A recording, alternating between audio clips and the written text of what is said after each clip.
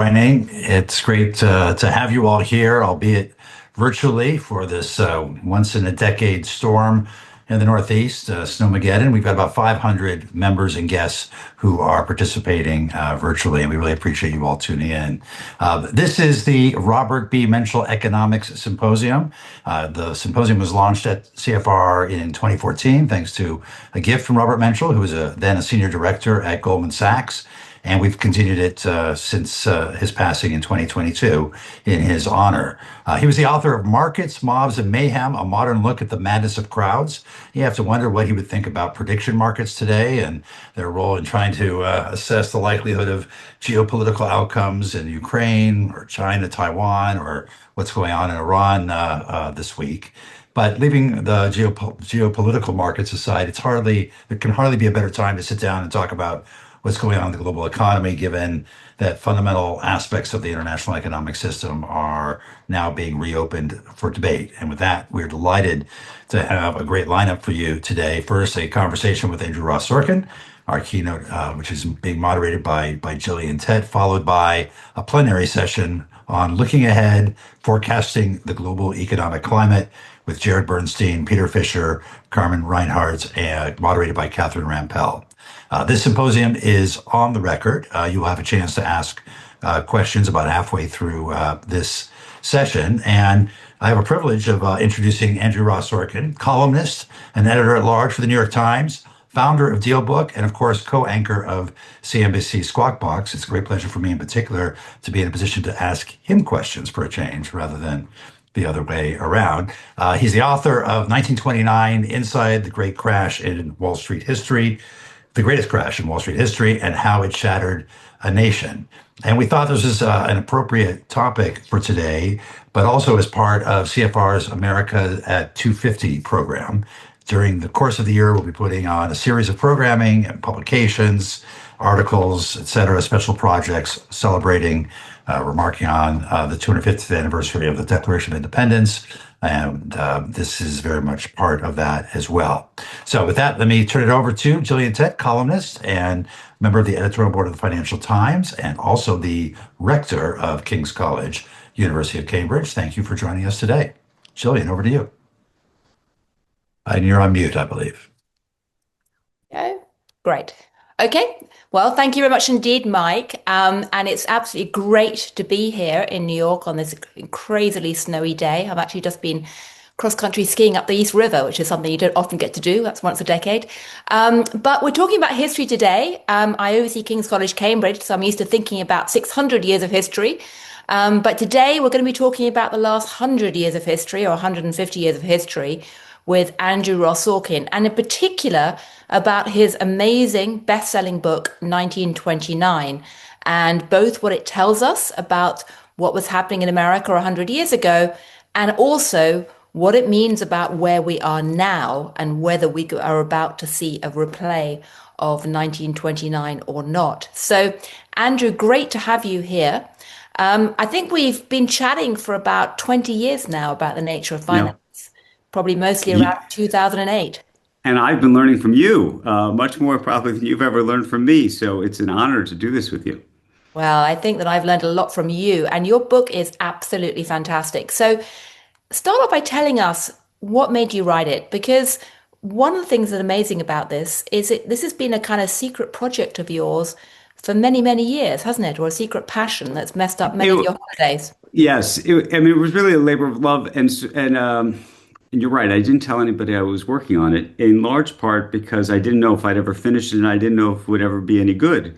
You know, I had written Too Big to Fail after the financial crisis in 2008.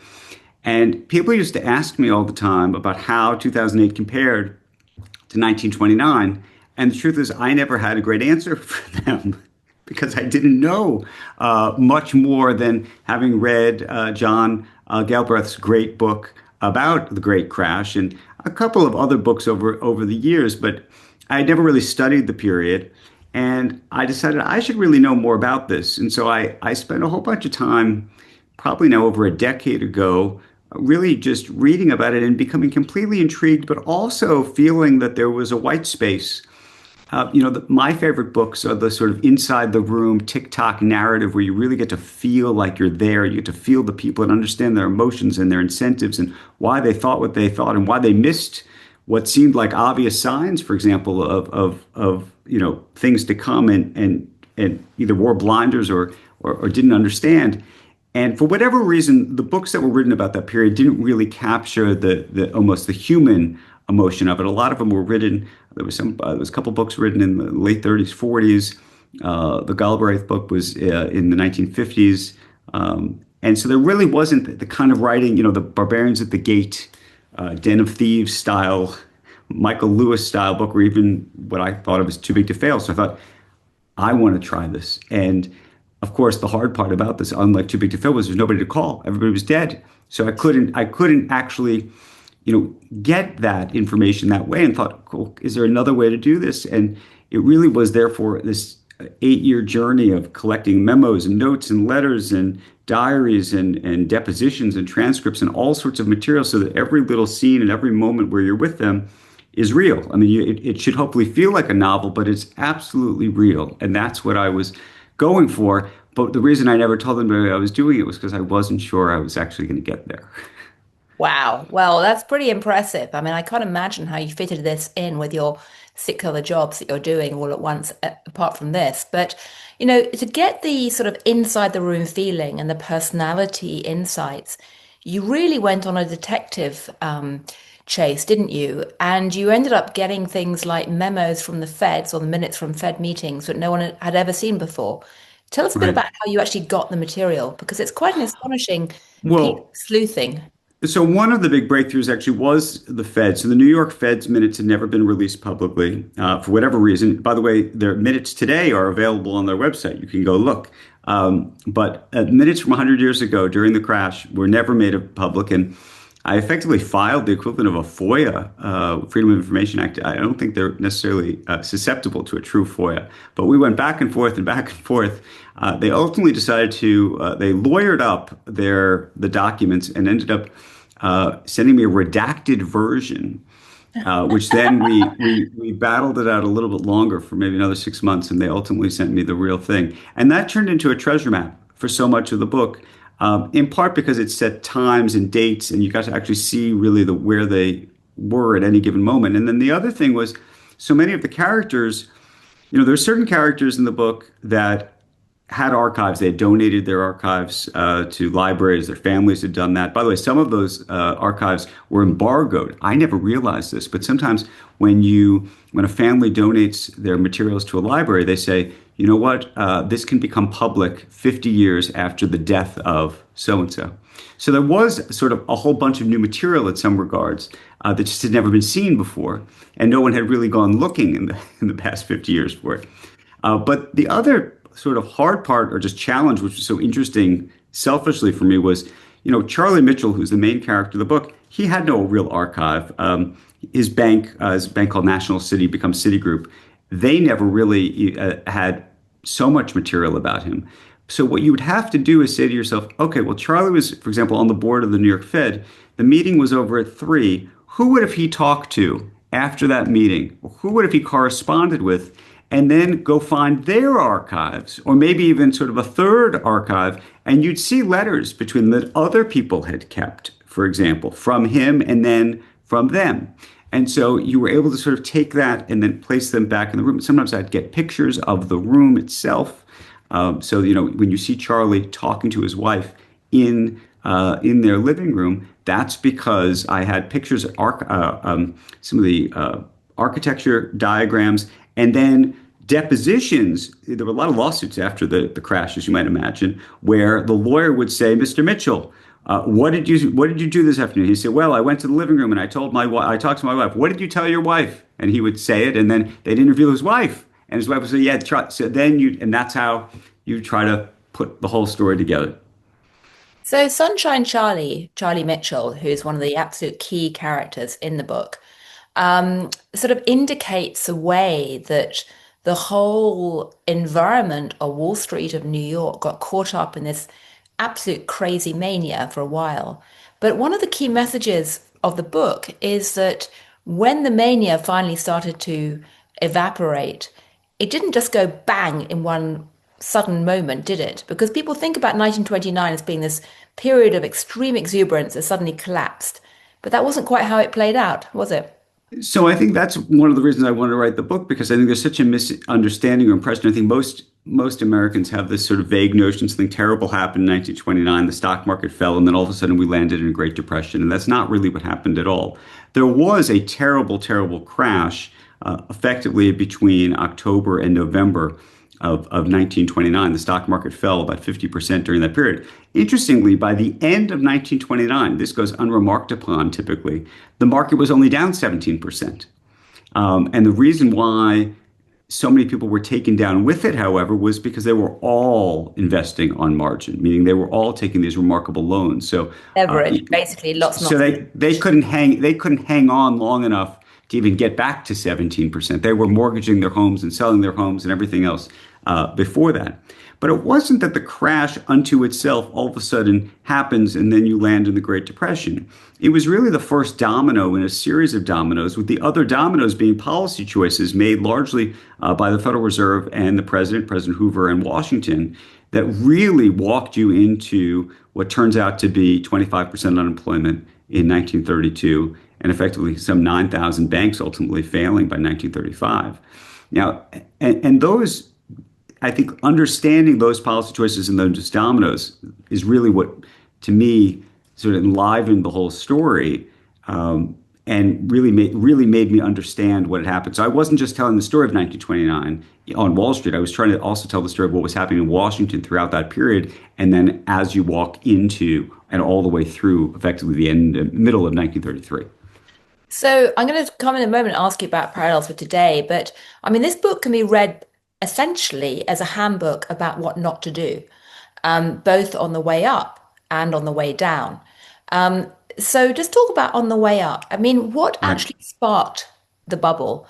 I mean, it seems to me that it wasn't just wild tech exuberance, although there was tech exuberance about new technologies coming along down the tracks.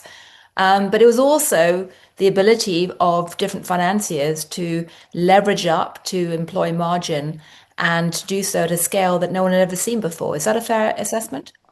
Yes, and I think to add to that, there's the real view that this was, I mean, look, the 1920s were in very many ways actually similar to now, insofar as you were going through this technological boom. In that case, it was things like radio, airplanes, cars, all of that. I mean, it was just an amazing period of time. But the other major piece that really shifted the balance was this was a time when people talked about this idea of democratizing finance and letting the ordinary investor participate in all of this, typically through the use of debt, typically through the use of borrowing money. And that's what changed the dynamic. And so and interestingly, you had a Federal Reserve, by the way, during this period of time, that if you go and read the diaries and notes of some of these board members, they were scared out of their minds about the speculation. They wanted to stop it.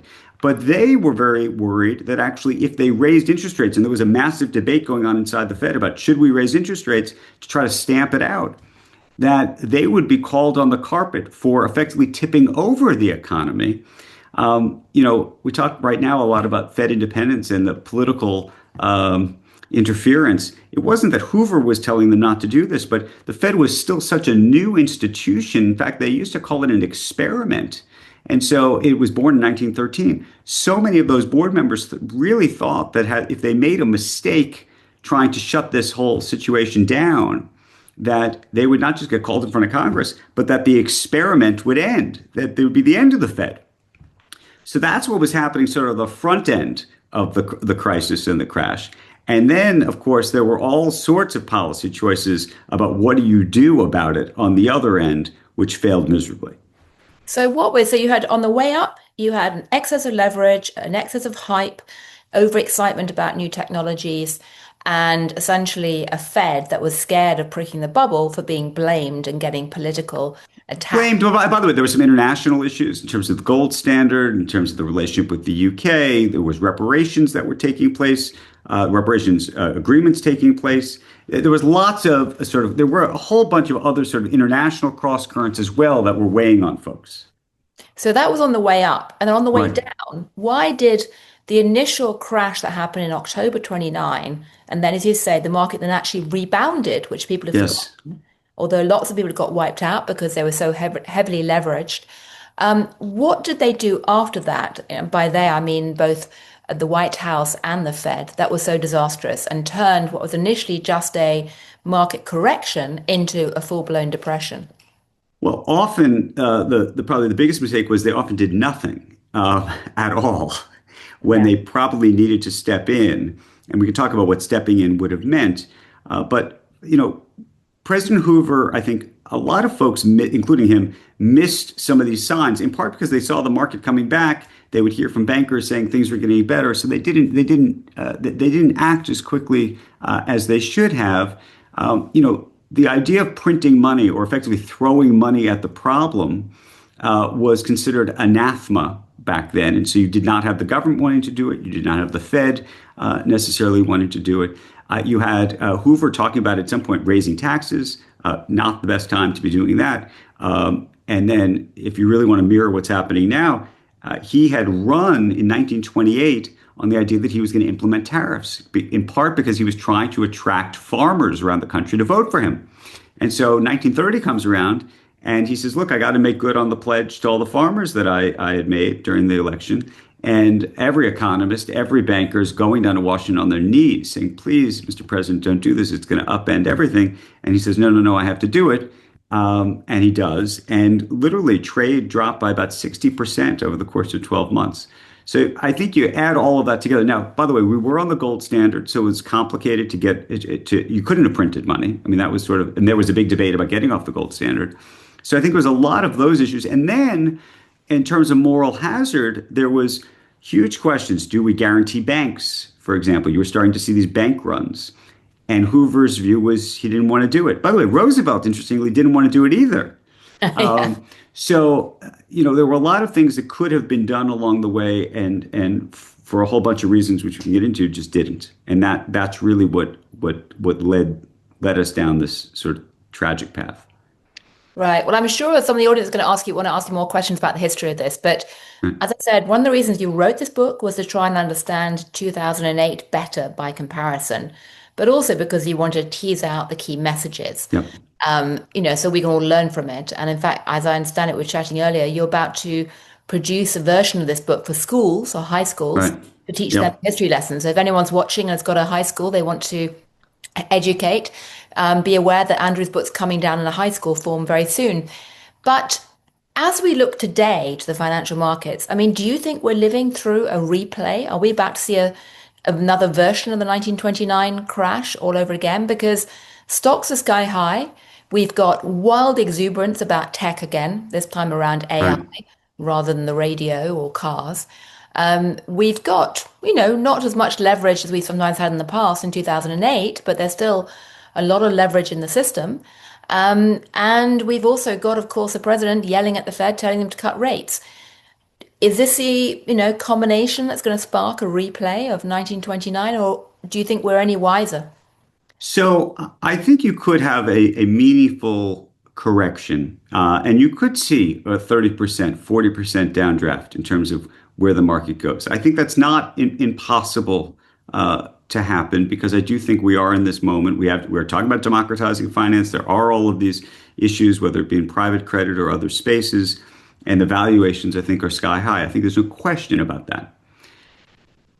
Again, though, it doesn't mean unto itself that you have to land yourself in 25% unemployment in a sort of true Great Depression style scenario, because I think one of the things is we have learned a whole number of policy choices. I think Ben Bernanke showed us the way. He did his thesis on the Great Depression at Princeton. And ultimately, the lesson of all of this is a very Keynesian lesson, is you need to throw money at the problem, despite how politically unpopular that is to do. Now, and I think we did that in 2008. By the way, we did it after the pandemic. So I think we know what the playbook is. The thing that I worry about now, actually, about that playbook is if we all say to ourselves, okay, if there's a crash or a crisis, there's this put that's on the market, and the Fed's going to come to the rescue, or the government's going to come to the rescue.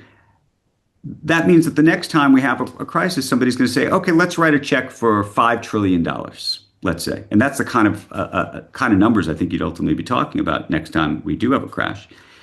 However, back in 1929, you know, we had a budget surplus. Now we have $38 trillion of debt. And so if you believe that there's some invisible line that becomes a red line, there is a question mark truly about you break out the playbook that you think works, and in fact, it doesn't work because it puts you into some kind of true austerity cycle.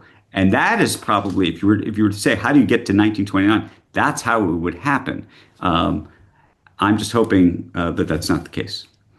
Well, I'm hoping too. And I say I love the reference to John Maynard Keynes because Keynes was at King's College in Cambridge. And of course, he was so horrified by the bad policy choices made after 1919 that he went into a kind of depression, if you like. And then that's one reason why he Right. formulated all of his vision of Bretton Woods afterwards and Keynesian economics. But I'm curious though, I mean, do you think that the biggest danger today is actually not the equity market, but perhaps the bond market, if with given this $38 trillion of debt and given the fact that they're going to have to print more money if they are going to be facing another drawdown and trying to stop, market crash from turning into something nastier? Look, the lesson for me, at least, of writing about 2008, about writing about 1929, about every financial crisis is ultimately a function of one thing: credit. Too much debt in the system. That is the underlying tinder that you need. You could, by the way, you could have all the bad actors on stage doing all the bad things, having all sorts of overvaluations, and it's not to say it wouldn't matter, but to create a true systemic crisis, it's a function of too much debt in the system. That is sort of the underlying piece that you need before you need all the other pieces. And so I do worry that we are now at a moment. But by the way, I thought we were at this moment. We were at $35 trillion, $32 trillion, thirty Yeah. trillion dollars. But you covered it. The Greece was a good example. I think there are moments and times where these things get very complicated, and that's not to say that the United States is not going to continue to have folks who would loan us money. I think they would. It's just what will happen is the bond market will say, okay, we like you guys, we'll loan you money, but you're going to pay two, three times what you were paying before. And then all of a sudden, all of the budgets, everything just changes overnight. Yeah. What about, the thing that worries me personally is about a third of the overseas demand for treasuries right now is coming from the Cayman Islands, which is hedge funds, who are notoriously flighty. But Right. in terms of, the private credit markets, which you mentioned before, I mean, what you're seeing there is once again, as in 1929, a push to democratize private credit and put a lot of, ordinary pensioners and savers into some form of private credit via ETFs and other vehicles. Does that worry you? I mean, is private credit going to be the next big shoe to drop, or could So, private?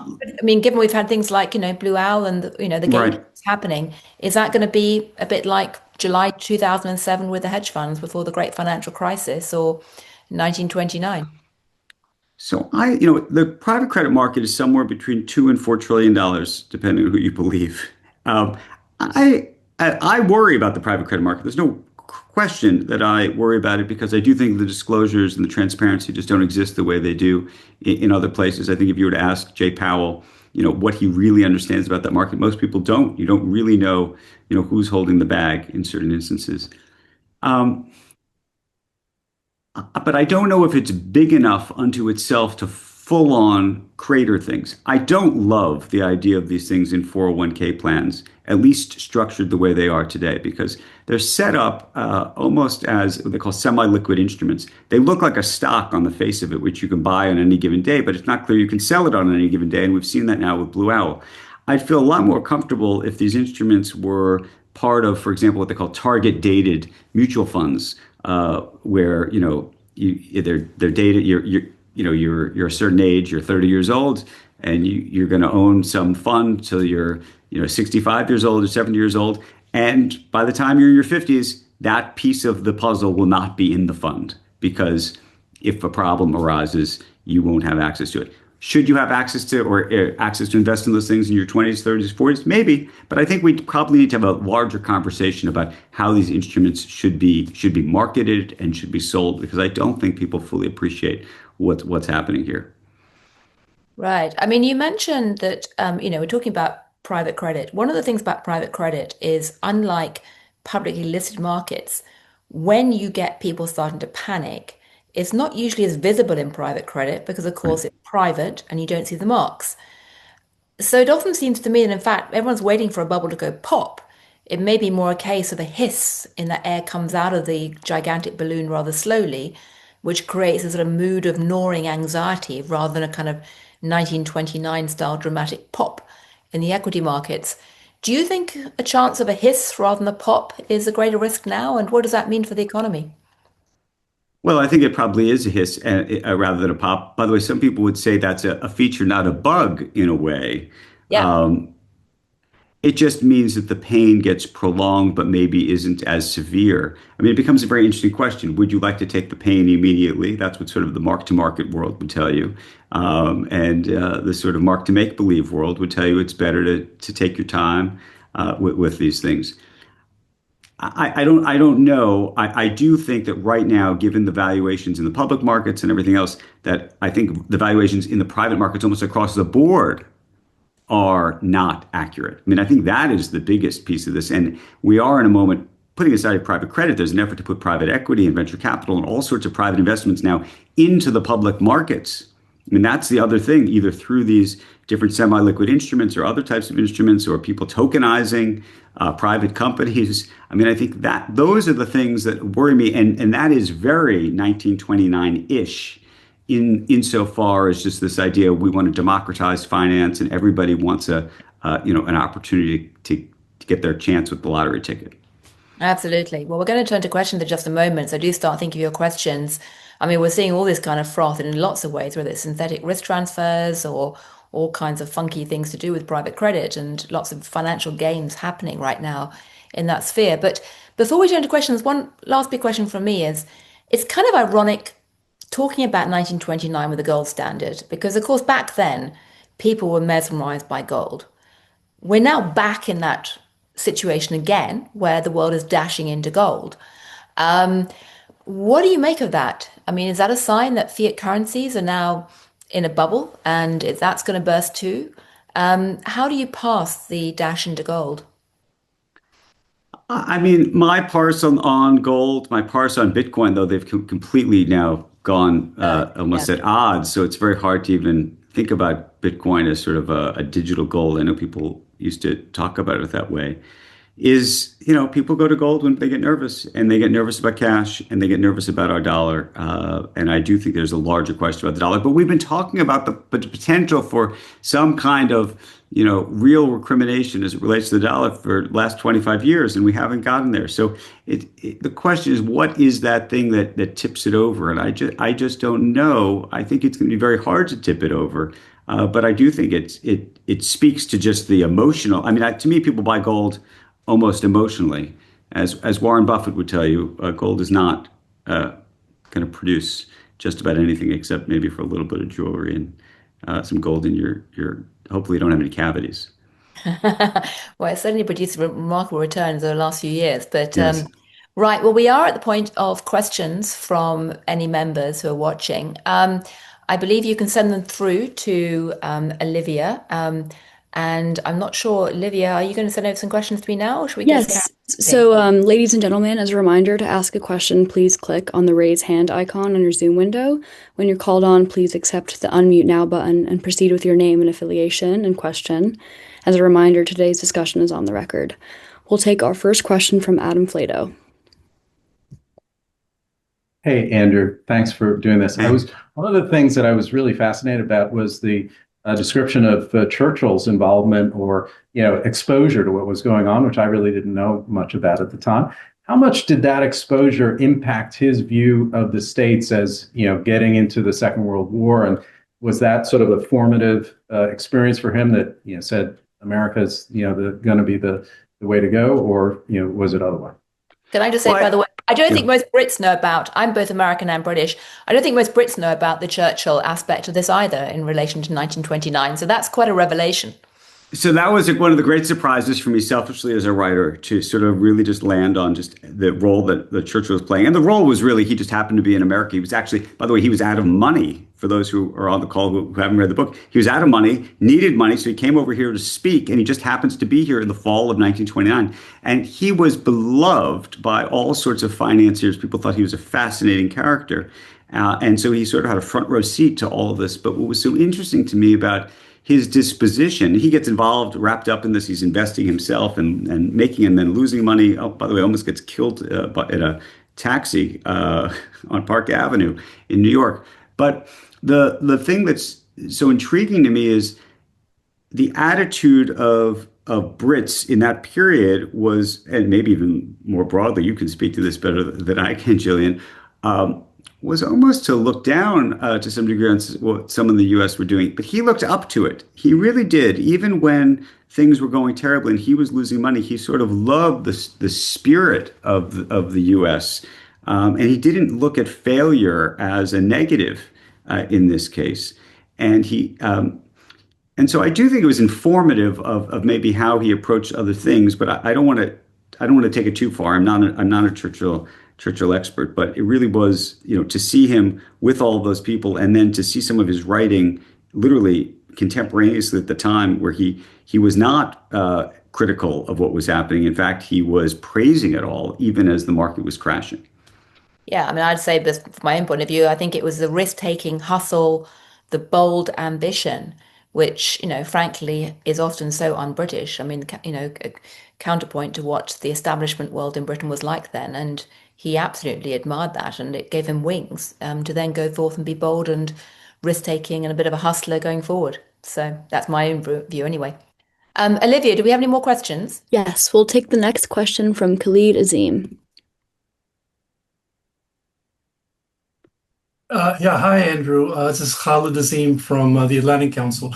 My question is about, are there any lessons we can learn from the amount of debt that Japan, the government of Japan has, in terms of your point about, a tipping point for our own fiscal balances? Any thoughts on... You mean going back 20 years in the sort of zombie-like scenario that country experienced, or you're talking about the amount of debt they have right now? Both, actually, both. I mean, I think it's just represent. I mean, if you go back 20 years ago, I think that's part. I mean, they had a demographics problem. By the way, if you take immigration out of the United States, you start to have a demographics problem in terms of if you believe demographics are destiny. And they had a debt problem, but they were not a reserve currency, so I don't know if that is the real answer. I think that I've been playing with this just because a number of economists and I have been talking about it. But is there what is the actual ideal debt to GDP number? Is there one in terms of the belief in it and everything else? And I think every time you think that you've come across you've passed some invisible line. For whatever reason, we haven't had a problem yet. I mean, meaningful problem yet. And so the nervousness is, of course, just that it will pass the line and we won't know it. And maybe we've passed the line already and we don't know it. Can I follow up on that though? Because I mean, Please. Japan is the only country which has had a debt to GDP ratio above 130% and not had a crisis, which is remarkable if you look back at the last 30 years of data. And that's partly because debt servicing costs are so low, because interest rates are so low. But I think it's also because there's such a strong cohesion, of such a strong tradition of pain sharing collectively and social cohesion. Andrew, do you think if we do have any kind of treasury market crunch, Right. do you think America would be as good at demonstrating collective sharing I as think the that Japanese? by the way, our politics were polarized in 1929. Our politics today are so much more polarized. I am not an expert in Japanese politics, but I don't believe that they're nearly as polarized as we are. And I think this idea of sharing pain is very interesting. We are, at least now, we are not in the camp of sharing pain. Interestingly, by the way, after 2008, there was a lot of finger pointing. Everyone thought it wasn't their fault when 2008 happened. If you go back to 1929 and read a lot of the letters and diaries that people kept, it's just ordinary investors who lost their shirts. for the first 2 or 3 years, they actually didn't blame everybody else. They blamed themselves. It's a very interesting sort of cultural thing to see. It wasn't until the economy really started to spiral out of control in 32 and 33 that people started to really start to blame everybody else. But at least initially, most folks didn't say, oh, these Wall Street manipulators did this to me. They said, I shouldn't have done this. I made a mistake. Yeah. Well, you can't imagine that being the dominant theme today, No. or even just the collective pain sharing vibe dominating. I say that as someone who lived in Japan for years, and I'm fascinated by how Japan has coped with that debt problem. Olivia, should we have the next question? Yes, thank you. We'll take the next question from Joe Gasparo.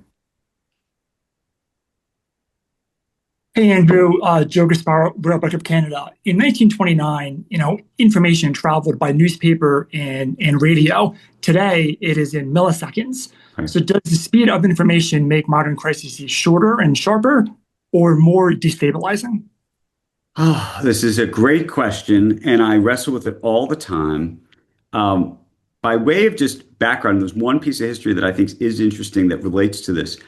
When you see pictures, those famous black and white pictures of the thousands of people in the streets outside of the New York Stock Exchange in 1929, you might say to yourself, I don't know if you ever stopped and said, what are they all doing there? The reason all those people are there is because they don't have the information.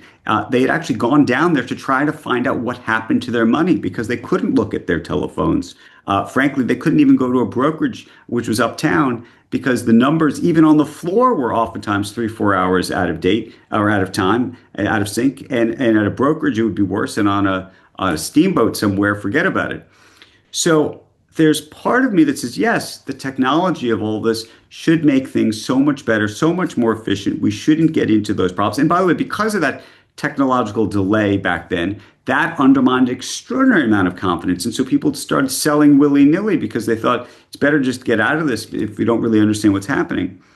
The flip side, of course, is the ability to spark a crisis. And I think we saw this with Silicon Valley Bank. And I'm not talking about a bad rumor. I'm talking about a true rumor, if you will, or something true that happens, which is a number of people say, well, I'm taking my money out of the bank. And then that just spreads and it happens to be accurate.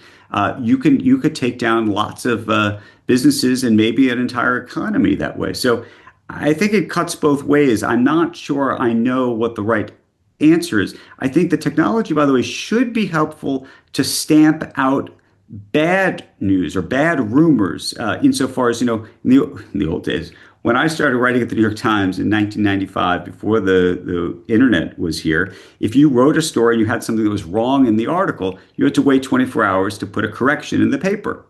Now, if you made a mistake, God forbid, you could fix the mistake in 10 seconds.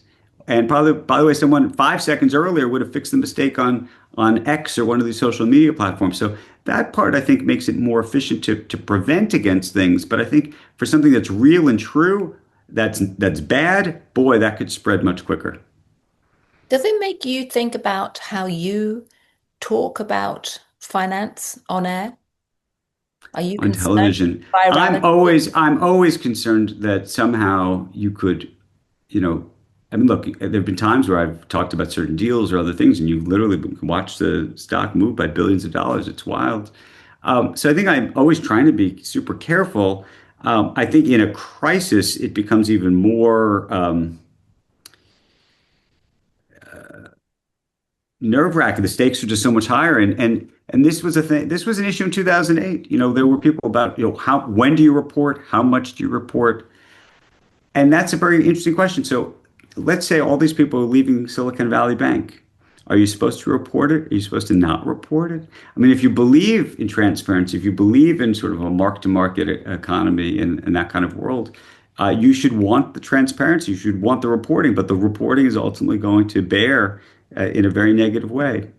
As I said, if you don't report it, then you end up leaving the insiders alone, having right. access to that information. So what do you think? But I have very mixed emotions about it. I do. Well, ditto. I mean, the question is, when do you use the word crisis? Generally try not to use the word crisis, but if you Right. don't report it, then it's just the privileged insiders who hear the story first and get out. Right. Now you can just report it via this, credit default swap price and stuff that indicates a level of panic or not. But Anyway, any more questions, Olivia? Yes, we'll take the next question from Robert Horner. Otherwise, Andrew and I are going to sit here in our mutual self-recrimination session. We could. Bob. Looks like we might be experiencing some technical difficulties. We'll take the next question from Henny Davison. Hi, Andrew. You wrote about my great-grandfather, Henry P. Davison, in the early part of the book. He was an architect of the Federal Reserve. Yep. And I through his archives that his goal was never to eliminate recessions, but to try and reduce their frequency and their depth. So in that context, would you say it was a successful experiment? And the question I know he would ask, because he was rather modest about his accomplishments, is what do we need to do to build on this successful experiment? Well, the experiment being the Fed, I think is clearly, I think it's clearly better to have a Fed than not to have a Fed. And I agree with his assessment that the goal is not to eliminate, all crashes or all bubbles. I think that's almost an impossibility. I think it's to try to keep them from getting too far out of control on either end, and that makes sense. It's very interesting. After 2008, there was a lot of debate about could we end the idea of too big to fail, this idea that we'd ever have to save any institution, that no institution should be too big to fail.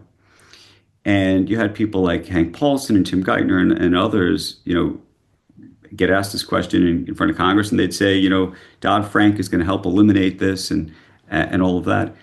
And I think that if you talk to a lot of those individuals today, they'd say we have not ended too big to fail. Too big to fail exists, and I think that is indicative of this idea that you're never really going to end bubbles, and that it's part and parcel of maybe even a healthy economy to some degree. It's just how healthy and how crazy does it get, and does it become unhealthy as a result? And I don't know how you fix it. I think the experiment's working though in its own way. I think it's working. I don't think the public would always think it's working as well as it should, but I think it is. Well, thank you, Henry. That's great. Jillian, what do you think? Great link with the past, the history side. Yes, I love that. Yeah. Olivia, do we have another one? Yes, we'll take the next question from Bob Diamond. Thank you both for doing this today. Oh my goodness, a character from the book Too Big to Fail, in real life. This is when your material bounces back and the book becomes a verb, not a noun, because it's interactive. In this book, though, switching books, Andrew, you profiled a number of people. I would say, not to lead, but Charles Mitchell being the poster child for someone who is intelligent, well-connected, saw the problems with leverage, but probably by trying to fix them, made them worse. Right. So do you see any parallels to that today? People that are trying to fix this problem and kind of the solutions? Bob, do you see any parallels, Bob? Anyone you think looks like sunshine? I knew you'd do that, and I'd have to say I asked the question of Andrew first, and you're second. Okay, so I'm going to say two things. One is we did try to solve the problem through Dodd-Frank, and actually to the extent that you believe, and I don't know if you believe it, that there's a private credit problem today or could become one, that was a function of regulation more than anything else. I don't know if there's an individual in that regard. I think of Charlie Mitchell as a combination of three people, oddly enough. One, I think of him as a Jamie Dimon-like character, just in terms of his sort of pure fame, the respect that he commanded in that moment contemporaneously, in terms of he was on the cover of every magazine, and people believed in him in that kind of way. He was a little bit like Michael Milken in terms of developing the idea of credit for the ordinary investor and making it accessible. Which is obviously what Milken did to the corporate bond market in the late 70s and 80s. And there's an element to which I would say he was a little bit like Dick Fuld from Lehman Brothers, who was willing to take extraordinary risk and didn't totally appreciate it at all times, sort of how all that risk would play itself out. So those are my three historical characters. But I don't know, you're saying, is there a modern one today? I don't know. Where do you land there? Bob, do you want to come back? I would, while we're trying to see if we can get Bob back, I think you're on mute, Bob. Well, I'd say, what about Sam Altman? The beauty is they put me on mute after I asked the answer, which is the best position. So I'm just going to claim I'm on mute. What about Sam Altman? Is Sam Altman the equivalent of Sunshine Charlie today? I guess the example I would say, but it's not systemic, is you can argue private credit's that, but as you said, Andrew, at 1 to 2 trillion, even if it had real problems, it's just not going to be systemic. So I don't think the regulators worry about private credit from a systemic point of view, which is really what Too Big to Fail in 1929, culminated in. So I think it has aspects of that, but not the systemic nature. Do you think that the thing that I do worry about, and it's not just private credit, it's across the board, is just the entire artificial intelligence complex, which is, by the way, being funded largely by debt in just different ways. I mean, some of it's obviously being funded by the Microsofts and Googles of the world, which obviously have huge cash flows, but so much of it is not just the data center itself, but the energy complex that surrounds it, the construction complex that's building it. I mean, there's so many component parts to it that if for whatever reason it doesn't work, meaning either there's some kind of technological breakthrough, we don't need as many of these things, there's some kind of bust and the economics don't work for some period of time, and so there's like a log jam in terms of the sort of order of payments that get made, meaning an OpenAI or whomever can't afford to pay for these things, that could really sort of turn in a negative way. And then the flip side, of course, is in great success, there's a whole question about just what employment is, but that's a whole different question on another end. I think the third is the overhang of government debt. Right. But I think that doesn't have the aspect of being a current issue today. But if you play it out over a number of years, as you said, when you get to, in the 30 trillions and the ratios, there's something that we've never seen be successful before. Agreed. Are you concerned, though, Andrew? You say that the private credit sector is only 2 to 4 trillion, depending on who you believe, or 40. Right. But of course, the regulated banks are heavily exposed to that as well. Well, that's a real question. And by the way, maybe Bob wants to jump into his mute. He's on mute. But yes, I mean, a lot of the banks, everybody says that private credit is somehow separate from the banking system. And to some degree, they're right in terms of the maturities are matched rather than people just be able to walk into the bank and take your money out, even though the money's been loaned out already.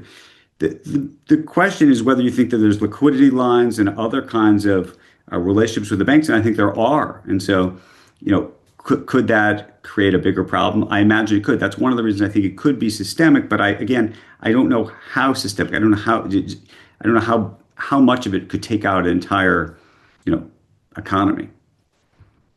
Well, hopefully not. Bob, anything more to say on that, or should we go to the next question? Next. Thank you. Wait, can we bring back Bob Hormats? Is Bob Hormats on the line at all, Olivia? Yes, we'll take the next question from Bob Hormats. Okay, can you hear me now? Yep. Yeah, you've got a lot to say about China, Bob, at the moment, but Thank you. Yes, let's talk about China. But my question now, for the moment, goes back to a combination of Churchill and gold, and that is the London Monetary Conference of 1933. Mm-hmm. It strikes me as that if you're looking at the period after 1929, the failure of that conference, in fact, the bombshell that Roosevelt threw into it, which meant that the conference collapsed, demonstrated a lack, of American willingness to work with these other countries, and a system that was already fragmented became even more fragmented, and the notion of working together was in effect destroyed at that point. So what I would like to do is ask you to describe that to a greater degree, dig in a little bit. And then, Andrew, it goes to a point we talked about a couple of weeks ago, and that is in the current environment of a fractured global economic and geopolitical system where cooperation that we saw in 2028, which was actually pretty good, now may be very hard to replicate with differences with China, U.S. fragmentation with Europe and NATO. Right. So I wonder if you could take. Well, I think you're a bigger expert on this than I am. The question that I would ask you is, do you think that 1933, 34, 35 is similar to now? Is that what you're suggesting? Yes. I think it has. You have a portion in your book that we tend to forget, that we have a notion that we don't remember the past. And what I'm saying now is 2008, there was cooperation between the People's Bank of China and the Fed and the Treasury and the Ministry of Finance, the US, Canada, Europe, all got together. We had a G20 meeting. The emerging economies worked together. And now we have, what do we have? A global financial system that's more fragmented. The geopolitical system that we have now is much more fragmented. We can't even get on with Canada and vice versa. So can you get the notion of collaboration that you had then and which helped then back? And my worry is that there's so little trust of the United States in so many of these countries and mutual mistrust that it'll be a lot harder to do. And I don't disagree, but I think that, so from 1933 to call it 1937, it seemed like things were going okay, and then of course things were not going okay, and then we started to move into the war, and the war obviously was oddly this, from an economic perspective, quite helpful to the United States back then. So economically, I'm not arguing for war to pull us together. I'm saying, can we get together on our own? And my worry is that it's a lot harder now than it was in the 20s. I imagine you are correct. And I would add to that, Bob, of course, if you go back to John Maynard Keynes, he was desolate in 1919 by the fragmentation and got more and more depressed about the lack of coordination in the 1930s. And of course, out of that came this determination to help create Bretton Woods. So sometimes people do learn lessons and try and do better. But of course, now we're busy unlearning those lessons as fast as we can, tragically. Yeah, that's a great point. It could go. Keynes was certainly concerned about it and wrote about it. Yeah. Economic Consequences of the Peace should be mandatory reading right now. But yes. Right. We've got time for a couple more questions, perhaps. Olivia, do we have any more questions coming through? Yes, we'll take the next question from Philip Ellison. Philip. Hey, good afternoon. I'm glad to be here, and thank you for having this forum. My question, Andrew, is could you talk about, or if I have, the relationship with these financiers and this crash as it relates to the government, i.e., either Hoover, the governor, or even if local electeds? What was the kind of relationship that the government had with the business community? You mean with the business community at this time? My goodness! I mean, everyone thinks that it's crazy to see all of these CEOs in the Oval Office with the president today. They were all in the Oval Office with Hoover. I mean, the whole time. It was unbelievable. By the way, similarly with Roosevelt, people think that Roosevelt somehow hated all the business people. Not true. He was constantly talking to these business executives and CEOs, and they were all constantly trying to tell him what to do. Of course, Hoover and Roosevelt basically did almost the opposite of what the business executives wanted him to do. But the relationship back then was, I think, would surprise people, given just how close they really were throughout this. That actually was a big surprise to me, just how many notes and letters I'd find where you'd see them all, going back and forth throughout all of this. Right. Well, we have one other question, I believe. Olivia, you want to pull up, do you? We have no more questions at this time.